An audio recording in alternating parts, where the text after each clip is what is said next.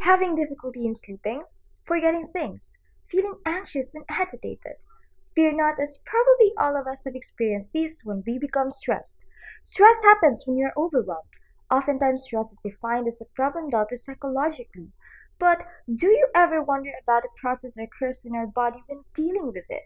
Turns out, stress is more than a feeling, but it is the body's hydrophysical response, and it has to do with what we call the stress hormones. But first, what are stress hormones and where can they be found?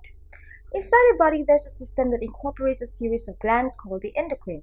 There, various glands secrete hormones, the chemical messengers that regulate our vital bodily functions. Imagine them as Wi-Fi router. They are like signals that allow them to go into a place through cables, then to gadgets to be able to surf, play, etc.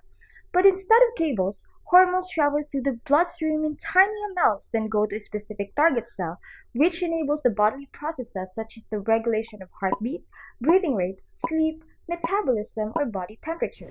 Each gland manufactures particular hormones. For instance, the pancreas gland produces insulin, ovaries and testes produce sex hormones, and adrenal glands for stress hormones.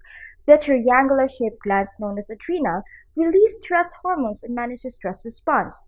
Inside it consists the catecholamine hormones, namely the epinephrine, or widely known as the adrenaline and norepinephrine, and the biggest major stress hormone known as cortisol. Ongoing stress means stress hormones are active all day long.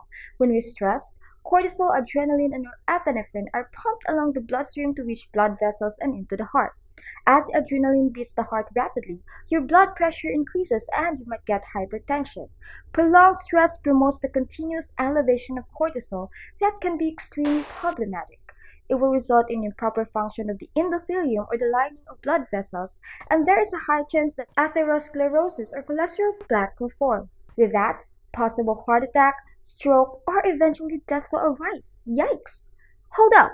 Stress affects our body, which means including our brain. Along with the release of cortisol, stressful situation activates the hypothalamus-pituitary-adrenal axis, where there is a series of interaction between the endocrine glands in the brain and on the kidney.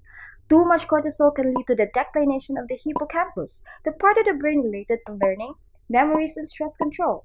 New brain cells will be fewer and serious mental health problems will then emerge like depression and anxiety.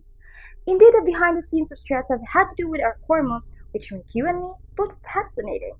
But hey, that doesn't mean that we will let stress wreck us up. Stress will always be there.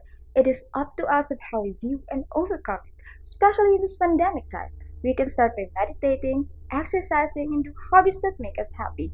Will you let your stress win, or will you find ways to beat it?